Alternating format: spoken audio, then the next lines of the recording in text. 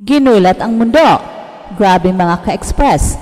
Hindi na natin ito palalagpasin. Isang nakakabilib na balita ang gumulantang sa buong basketball community dahil ang Gilas Pilipinas standout na si Carl Tamayo hindi lang basta bumida sa Korea, ginulat niya ang buong KBL at pumasok pa siya sa kanilang mythical team. Hindi lang basta-basta ang naabot niya, official na siyang kinilalang isa sa top 5 best players sa KBL ngayong season. At paano niya ito nagawa? Paano niya sinurpresa ang buong Korea at ang buong Asia? At yan ang pag-uusapan natin dito lang sa Express Info, ang channel kung saan bawat kwento, ginulat ang mundo. Mga ka-express, sino nga ba ang mag-akala na ang batang galing UP, ang matikas na forward ng Gilas, ay magiging legit superstar sa Korea? Matapos ang kanyang 2 season sa Japan B-League with the Ryukyu Golden Kings, lumipat si Carl Tamayo sa Korea para maglaro para sa Changwon LG Sakers ng KBL. At hindi siya basta-bastang naging role player, hindi siya bench warmer, at hindi lang siya pa-cute sa sidelines. Siya mismo ang naging key player ng team na nagtulak sa kanila para magtapos bilang number 2 seed sa playoff. Sa kanyang unang season pa lang, nag-average si Carl ng 15.1 points per game, 5.8 rebounds, 2.2 assists. At higit sa lahat, naglaro siya ng 50 solid games. Hindi yan basta-basta para sa isang Pinoy import. Mga ka-express, hindi madali ang makasama sa KBL mythical team. Kailangan ng consistent, killer mentality, and above average halos sa lahat ng aspeto ng laro.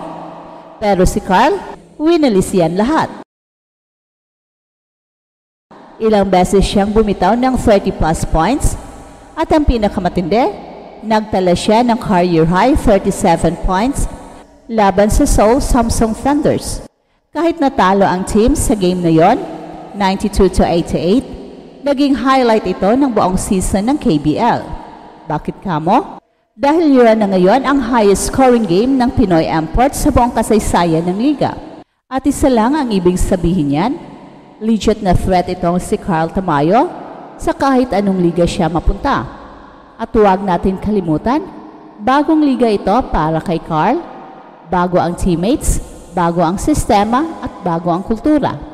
Mula sa Japan hanggang Korea, walang takot ang kanyang transition. At nung napunta siya sa LG Sakers, pinatunayan niya na hindi lang talento ang puhunan, kailangan din ng tiyaga, sipag at tamang mindset. From being an import na under the radar, ngayon ay recognized na bilang elite sa KBL. So grabe talaga. At dahil sa kanyang galing, naabot ng LG Sakers ang 34-20 record, securing a direct semifinals ticket. So meaning, hindi na nilang kailangang dumaan pa sa elimination o quarterfinals, retso na sila sa Final Four. At kung titingnan nyo ang kasama niya sa KBL Best 5, kilala nyo ba sila? Asem Marie, Egyptian Beast; Jamel Warney, legit scoring machine; Kim Sanchon, veteran guard; An Yang-Zun, top scorer ng SK Knights. At kasama nila si Carl Tamayo. So isipin niyo yon, one of the best in a foreign league. At kung mapanood mo ang laro ni Carl, hindi siya flashy, di siya pasikat, pero killer pagdating sa mga tamang pagkakataon. Kalma lang siya sa court, pero kung kailangan ng puntos, bibigay siya. At kung kailangan ng rebound, aagawin niya. At kung kailangan ng assist, tamang pasa agad. At sa 5.8 rebounds and 2.2 assists per game, makikita mong hindi siya selfish. Team player pa rin siya kahit scoring threat. At yung mga timing niya sa mga crucial moments, chamba ba? Well, hindi. Clutch din yata yan. Ang social media ngayon ay napuno sa papuri para sa kanya. Carl Tamayo is the real deal. He deserves that mythical team nod. Future PBA and Asian star in the making. Ganito ang mga sinasabi ng mga fans at analyst para kay Carl. Hindi lang Pinoy ang humahanga sa kanya, kundi pati mga Koreans, respetado siya. At dahil sa kanyang performance, may nagsasabi na baka sa susunod, maimbitahan na si Carl sa NBA Summer League or European Leagues, ganun siya kagaling. At eto ang exciting na part, dahil nasa semifinals na ang LG Lakers, lalaban sila sa panalo sa pagitan ng Anyang Red Boosters at Ulsan Phoebus. Sino man sa dalawang yan ang makakaharap nila, alam natin na handa itong si Carl Tamayo. At kung mapapanood natin siya sa playoffs na kasing galing sa regular season niya, malamang championship bound ang LG Lakers. Noong June 2024, pumirma itong si Carl ng kontrata para sa Changwon LG Lakers, isang contender team sa KBL. Pagdating niya sa Lakers, agad siyang naging pivotal piece sa rotation ng team. Kung iisipin mo, unang season pa lang niya ito sa Korea, but he already played like a veteran. At ang resulta, top 2 finish sa regular season. Yes, ang Changwon LG Lakers ay nagtapos bilang number 2 seed sa buong liga, securing a direct ticket papunta sa semifinals. Well, hindi biro yan para sa isang napakalakas na liga gaya ng KBL.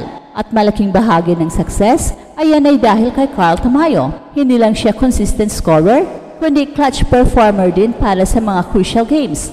Maraming beses siyang nag-deliver ng big shots, big rebounds, and high IQ plays na nagpanalo sa kanila.